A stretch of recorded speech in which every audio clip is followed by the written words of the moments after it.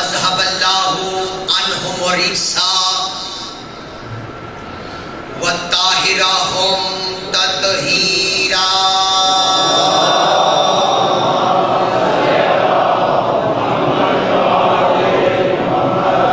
ولعنة الله على قوم الكاذبين. اللہ ولعن قتلتک صدیقۃ الکبریٰ. اللہ ولعن قتلت الحسین بن علی واصحابہ بکربلاء.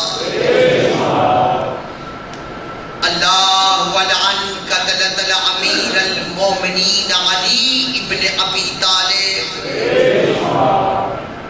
اما بعد فقد قال اللہ تبارک و تعالی فی قرآن الحکیم. بسم اللہ الرحمن الرحیم. ان اللہ اصطفیٰ آدم و نوحا و آل ابراہیم و آل عمران علی العالمین.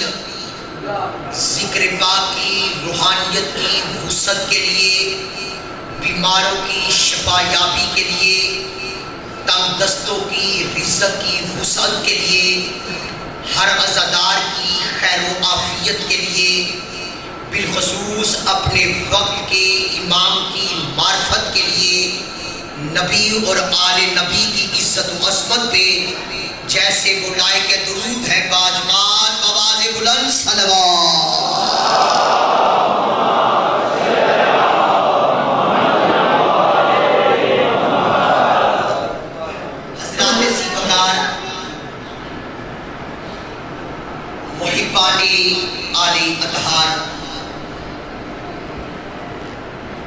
یعنی حیدر کرار،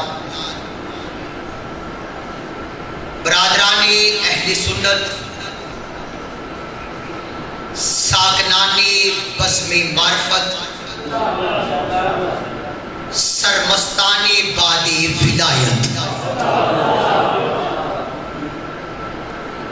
قرآن اور اہل بیت کے موضوع پر عشرۂ محرم الحرام کی آج ہماری یہ دوسری نشست ہے. کل کی گفتگو میں موجودہ جو پنجاب اسمبلی سے بل پاس ہوا اس کے حوالے سے گفتگو کرنے کی جسارت کی. تھوڑا سا موجودہ پاکستان کے حالات کو مد نظر رکھتے ہوئے حب الوطن، وطن سے محبت ایمان کی علامت ہے. وطن سے محبت اور عزاداری سے وفا کرنا یہ ہمارے ایمان کی علامت ہے. ہم ملک پاکستان کی سلامتی کے لیے اتحاد کا اظہار نہیں کریں گے تو اور کون کرے گا؟ کیونکہ پاکستان بنانے والوں کا نام ہی محمد علی اور فاطمہ ہے.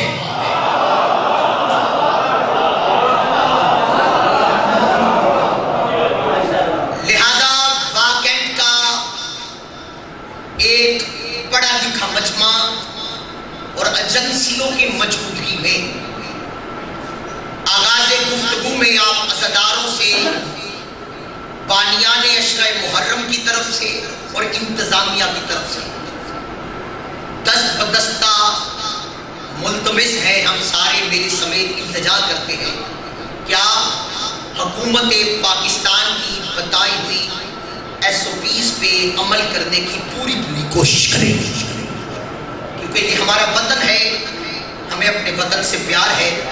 لہذا ہم ماسک اپنے ساتھ لے کر آیا کریں، ماسک پہنا کریں، جتنی احتیاط ہو سکے اتنی بہتر. اور مولا اس ذکر کے صدقے میں مالک ملک پاکستان کو، پوری دنیا کو اس کرونا وبا سے محفوظ فرما. یہ ہمارا وطن سے ایک فریضہ تھا ہم نے عطا کیا۔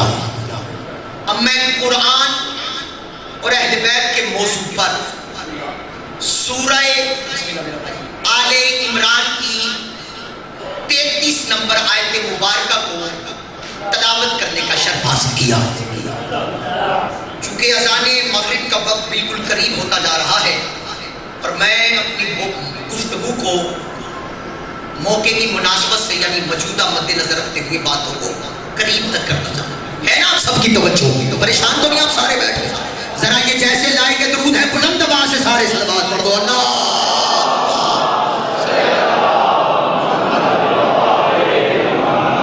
خدا سورہ آل عمران میں ارشاد فرما رہا ہے۔ کون سی سورہ میں؟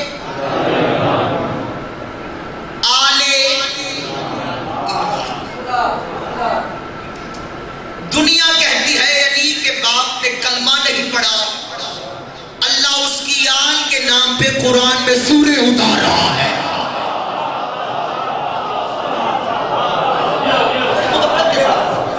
آغاز گفتگو ہے اور آخری مجمع تک، آخری میرے عزادار تک بڑی محبت کے ساتھ پوری ذمہ داری سے بات کرنا چاہتا ہوں۔ کون سی سورہ؟ سورہ آل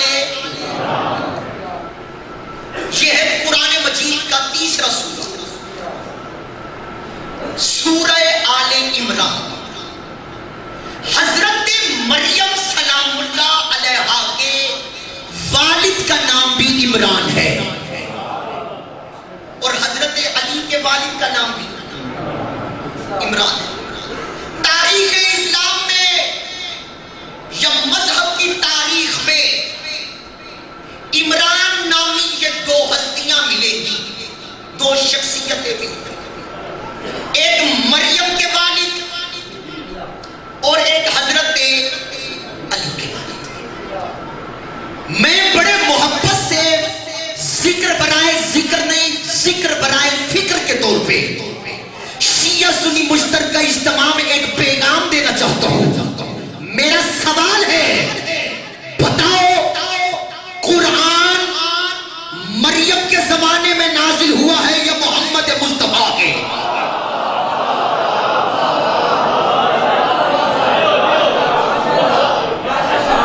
تھوڑی سی آغاز گفتگو اپنے میں موضوع کے قریب ہو کے بات کرنا چاہتا ہوں۔ قرآن کس زمانے میں نازل ہوا؟ محمد مصطفیٰ صلی اللہ علیہ وآلہ وسلم۔ تو اس زمانے میں عمران کون تھا؟ حضرت علی کے والد۔ تو سورہ آل عمران میں خدا ارشاد فرما رہا ہے، ان اللہ اصطفیٰ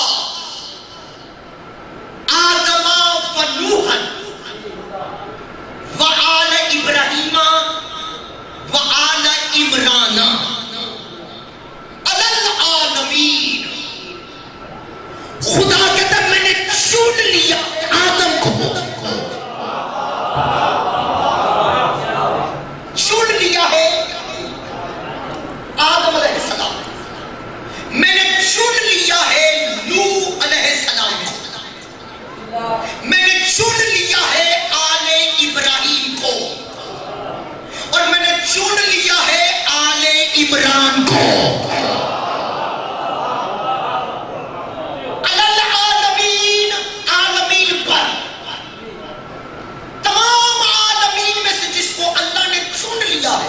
وہ حضرت آدم علیہ السلام ہے، حضرت نوح علیہ السلام ہے، آل ابراہیم علیہ السلام ہے اور آل عمران علیہ السلام ہے۔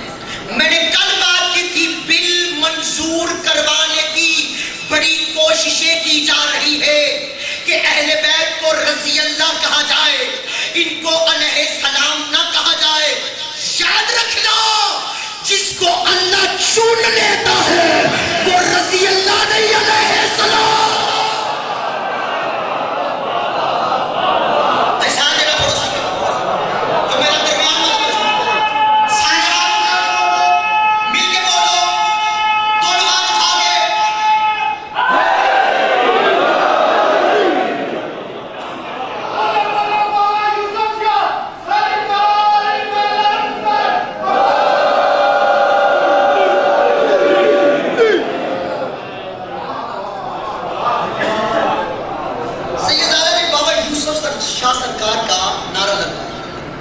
کچھ لوگ یہ کہتے ہیں کہ یہ 7 مجالس میں جو اولی اللہ ہے ان کے بھی اب نعرہ علی کا ہی ہے، لیکن اس کے نوکر کے نام سے علی کو پکارا جا رہا ہے۔ جو فقیر پرست بیٹھے ہو، جو ولیوں کو ماننے والے بیٹھے ہو، سارے وہ محمد علی۔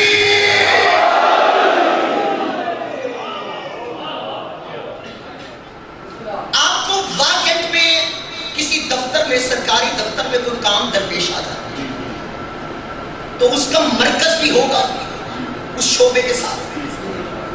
ناظرین بھائی، میں نے آپ کے نعرے سے یہ بات اور اس کی چھوٹی چھوٹی شاخیں بھی جو مرکز کے ساتھ ربط ہے، جیسے مرکز علی مسجد آغا جی سرکار حامد علی موسوی نجفی سرکار مالک المسجد کاملہ اجزا، یہ 26 ایریا اس کی ایک شاخ ہے، اس کا ایک حصہ ہے، اس مرکز کا یہ ایک دفتر ہے۔ علی ہے مرکز، فقیر ہے دفتر۔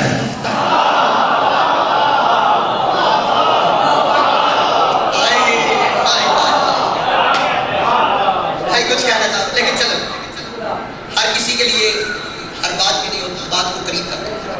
اللہ کے رب نے عالمین میں آل عمران کو چن لیا۔ جس کو اللہ چن لیتا ہے اس میں کوئی عیب نہیں ہوتا۔ سردار مہدی شاہ جی آصف رضا پہلا جملہ عشرہ محرم کی دوسری مجلس کے مناسبت سے اپنے مجمع کے حوالے کرنا چاہتا ہے۔ دنیا والوں، جسے آپ نے چنا ہے وہ اور ہے، جن کو اللہ نے چنا ہے وہ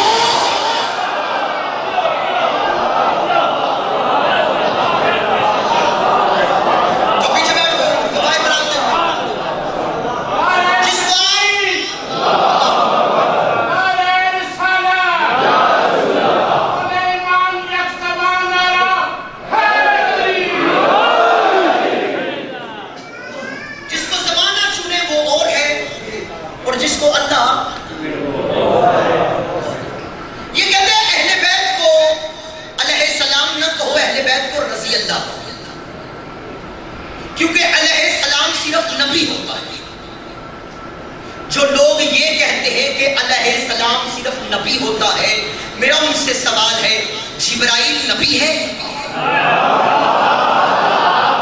بھائی ساتھ دینا، بھائی ساتھ دینا۔ واقعات والوں آپ نہیں بولو گے تو کون بولے گا؟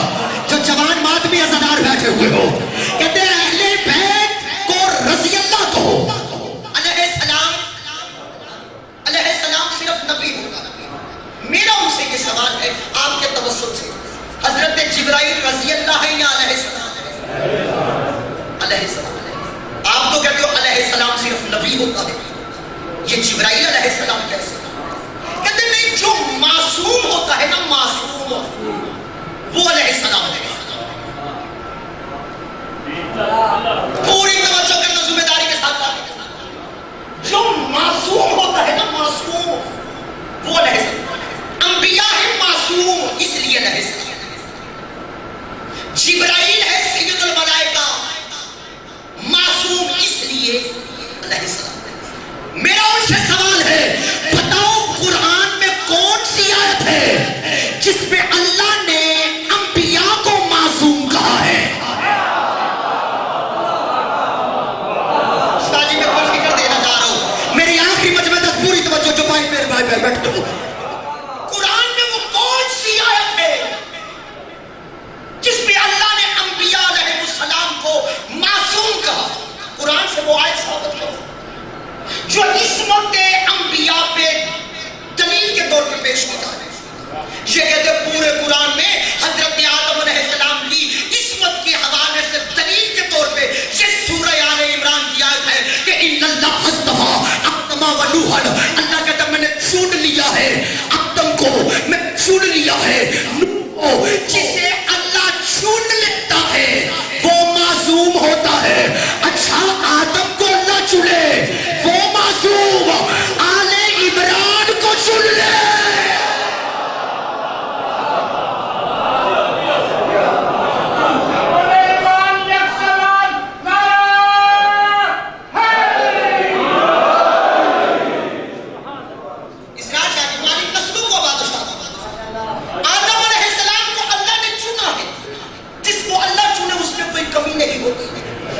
کجی نہیں ہوتی، کوئی ٹیڑھ نہیں ہوتا، کوئی نقص نہیں ہوتا، کوئی عیب نہیں ہوتا.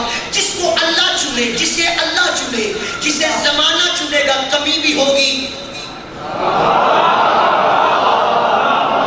وہ لوگوں سے کہے گا اگر میں ٹیڑھا ہو گیا،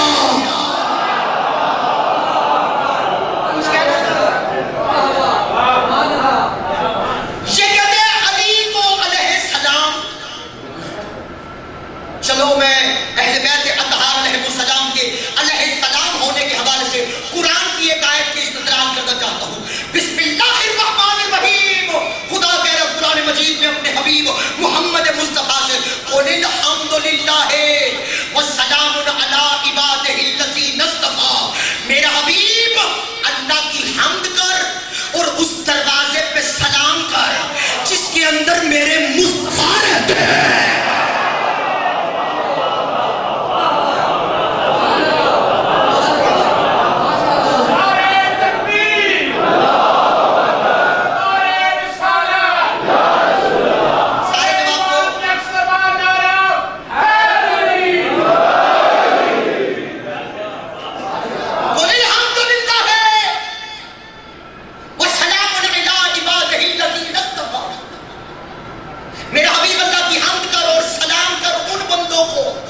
جو میرے چھوٹے ہوئے. بتاؤ تو صحیح نبیوں کے سلطان کس دروازے پہ کھڑے ہو کے سلام کرتے تھے؟ حق زہرا کی وکالت کرو، حق زہرا کی وکالت کرنا. بتاؤ تو صحیح وہ کون سا دروازہ تھا جس دروازے پہ نبیوں کے سلطان کھڑے ہو کے سلام کرتے تھے؟ تو صحابہ اکرام رضوان اللہ اجمعین نے بھی کہا وقت سحر نماز فجر کے بعد پورے 6 مہینے محمد مصطفیٰ پاک بختہ سدار کائنات مجسمہ عبادات پیغمبر ارجو سبا خواجہ بدر الحنین چندر حسن بن حسین سراج المنیر بشیر بن نذیر شام کے روز جزا یوم خارد محشر وحدانیت کی پہچان. محمد مصطفیٰ نبی در زہرا پہ کھڑے ہو کے کہتے تھے السلام علیکم یا اہل بیت النبوہ و مدن الرسالہ و مختلف الملائکہ. اہل بیت النبوہ آپ پہ میرا سلام، اے رسالت بنانے والے گھر آپ پہ میرا سلام، اے ملائکہ کے آنے جانے والی جگہ آپ پہ میرا سلام، آپ پہ میرا سلام. 26 ایریا والوں مجھے دکھ ہوگا جو عزت زہرا کا جملہ بھی سنے اور چپ کر کے بیٹھا رہے. آصف رضا کو نتیجتاً یہ کہنے کی اجازت دو کہ زمانہ جسے سلام کرے اسے محمد کہتے ہیں اور محمد جنہیں سلام کرے انہیں اہل بیت.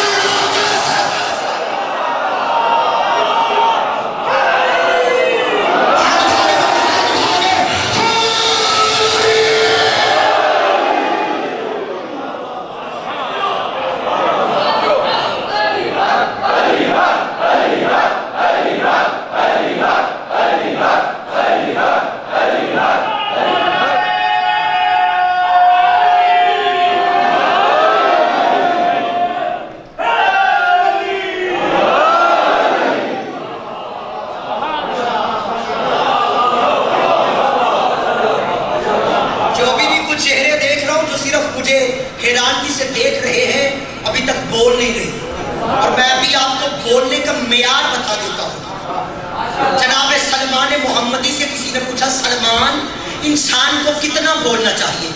سلمان کہتے ہیں اول تو یہ ہے کہ وہ چپ رہے، لیکن اگر ذکر ہو علی کے گھر کا پھر اتنا بولے کہ چپ ہی نہ کرے. بولو سارے، بولو سارے، بولو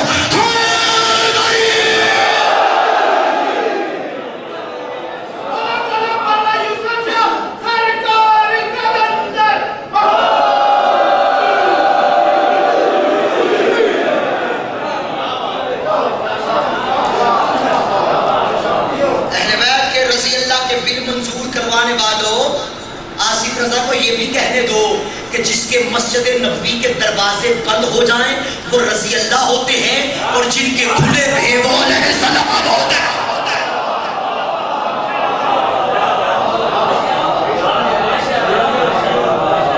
جو محمد مصطفیٰ کا جھوٹا دودھ پیے،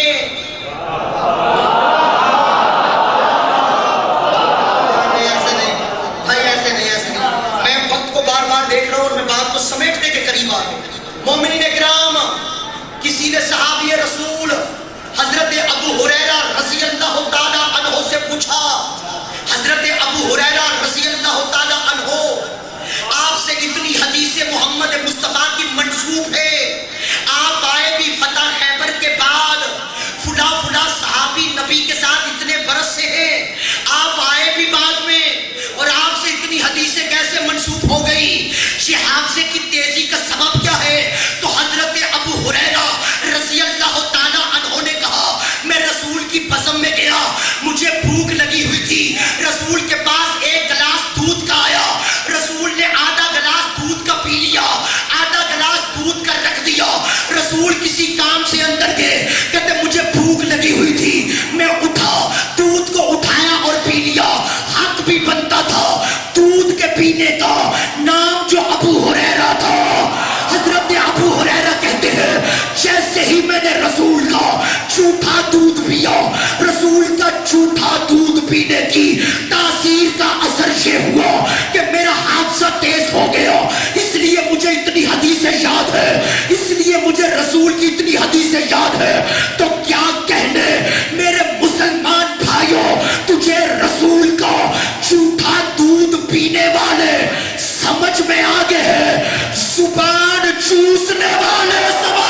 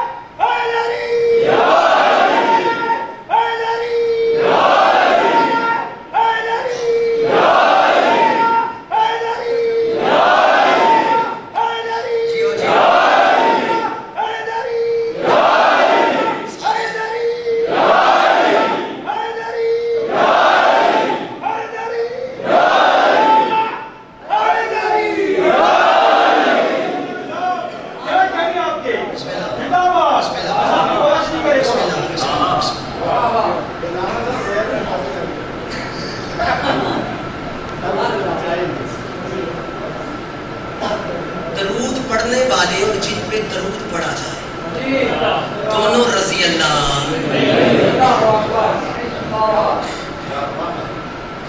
جو درود پڑھ رہا ہے اور جن پر پڑھا جا رہا ہے دونوں رضی اللہ کیسے ہو سکتے ہیں؟ اللہ قرآن میں کہہ رہا ہے فضلناہ بعضهم علی بعض، بعض کو بعض پر فضیلت حاصل ہے.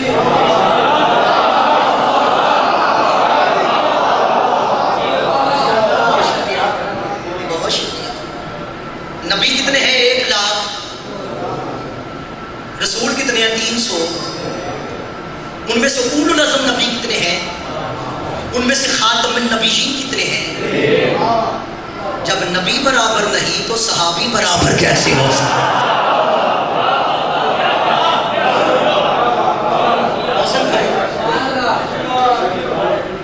وہ سارے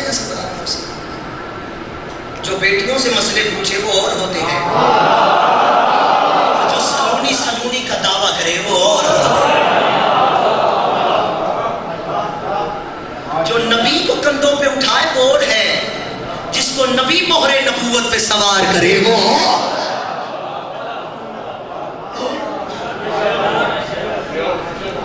میں تو کوئی ایسی بات ہی نہیں کر رہا کہ جس پہ کوئی ایسے اختلافات ہو، میں تو محبت کے ساتھ پیغام دے رہا ہوں۔ جامع کوثر کو ترسنے والے اور ہیں، جامع کوثر پلانے والے ہیں۔ بھولے سرات سے گزرنے والے اور ہیں، اور جو گزرنے کی ٹکٹیں عطا کرے وہ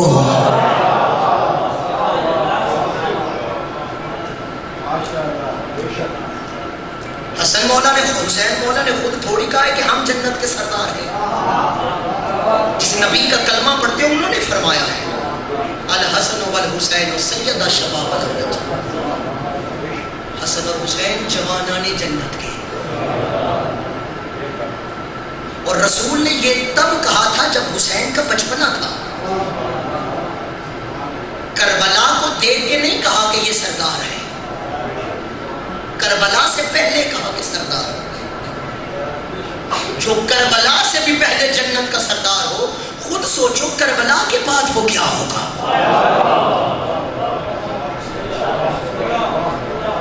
اب میرے پاس وقت نہیں ہے اور میں بات کو بالکل سمیٹ لوں۔ جو جنت کے سردار تھے وہی اپنا شہر مدینہ چھوڑ کے جا رہے ہیں۔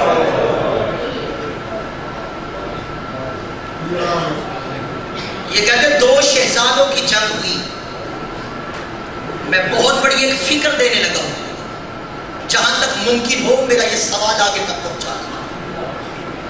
اگر 2 شہزادوں کی جنگ ہوتی تو حسین عباس کو لے کے جاتے، زینب کو لے کے نہ جاتے۔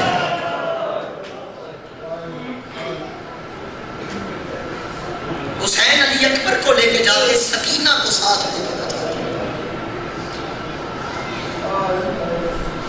اپنی بیٹی کو، اپنی بہنوں کو، اپنے گھر کی عورتوں کو ساتھ لے کے جانا اس بات کی دلیل ہے حسین لڑنے نہیں جا رہے تھے، اسلام اور توحید کو بچانے جا رہے تھے۔ توحید کی بقا کی خاطر حسین نے مدینہ چھوڑا۔ آج اسلام مٹ گیا ہوتا اگر حسین کربلا پہ نہ پاتا۔ عزاداران امام مظلوم کربلا روتی ہوئی آنکھوں سے صرف چند جملے سننا۔ جب حسین چلنے لگے نا مدینے سے 28 رجب کو، تیاری کر رہے تھے، بی بی ام سلمہ زوجہ رسول نے کہا حسین جہاں مرضی جانا، عراق نہ جانا۔ فرمایا نانی وہ کیوں؟ فرمایا آدھی رات کو تیرا نانا رسول محمد مصطفیٰ مصلی عبادت پہ عبادت کر رہے ہوتے تھے، آدھی رات کا وقت ہوتا تھا، سر سے امامہ اتارتے اور رو کے کہتے ہائے عراق، ہائے عراق۔ میں نے پوچھا نبیوں کے سلطان یہ ہائے عراق کہہ کے کیوں رو رہے ہیں؟ رو کے کہتے تھے ام سلمہ یہی وہ عراق ہے جہاں میرا حسین مارا جائے گا، یہی وہ عراق ہے جہاں میرا بیٹا پیاسا ذبح کیا جائے گا، یہی وہ عراق ہے جہاں زینب کی چادر کو چھینا۔ اجرکم من اللہ، اجرکم من اللہ، اجرکم من اللہ۔ مولا امام زمان آپ کی ہائے اور ماتم کو قبول فرمائے، بی بی زہرا آپ کی ہائے کو اپنے مقدمے میں شمار فرمائے۔ بس آخری جملے کرو، مغرب کی اذان کا وقت قریب ہے، جتنے ماتمی عزادار بیٹھے ہوتے ہیں۔ حسین ابن علی جب مدینے سے چلنے لگے نا، رسول کے ایک صحابی اور مولا علی کے بھی صحابی، مولا علی کا بھی دور دیکھا رسول کا، صحابی رسول، صحابی امیر کائنات، اس کا نام تھا حضرت نافع۔ تاریخ کہتی ہے یہ آنکھوں سے نبینے تھے، یعنی دیکھ نہیں سکتے تھے، اندھے تھے، اور قوت سماعت اتنی کمزور تھی کہ کسی کی آواز نہیں سن سکتے تھے۔ تاریخ کہتی ہے اس نے صرف 2 دفعہ آواز کو سنا۔ عزاداران حسین اللہ کرے میں سطر پڑھوں اور آپ جملہ سمجھ کے ہائے ضرور کہہ سکو، اتنا خفیف آواز، یعنی اتنی سماعت کمزور تھی یہ آواز کو نہیں سن سکتا تھا، لیکن تاریخ کہتی ہے اس نے 2 دفعہ آواز کو سنا، اور آواز بھی رونے کی سنی، رونے کی آواز سنی۔ سنو گے عزاداران حسین، تاریخ نے 2 رونے کی آواز آئی. کہا پہلی دفعہ اس نے رونے کی آواز تب سنی جب حسن کے جنازے پہ تیر چلے اور عباس چیخے مار کے رو رہا تھا اور حسین کہہ رہے تھے عباس لڑنا نہیں ہے. مولا تیری ہائے قبول کرے, مولا تیرا ماتم قبول کرے. اور ہائے کہہ کے رونے والوں, یہ جملہ تو سن لیا, اللہ کرے دوسرا جملہ سارے برداشت کر سکو. کہتے پہلی دفعہ عباس کے رونے کی آواز سنی, دوسری دفعہ جب حسین مدینہ چھوڑنے لگے زینب اتنا روئی. یہ آواز سن کے کہتا ہے علی کی بیٹی کی آواز. مولا تیرا ماتم اور ہائے قبول فرما. روتی ہوئی آنکھوں سے ایک اور جملہ سن لینا, اسنارا نے امام مظلوم کربلا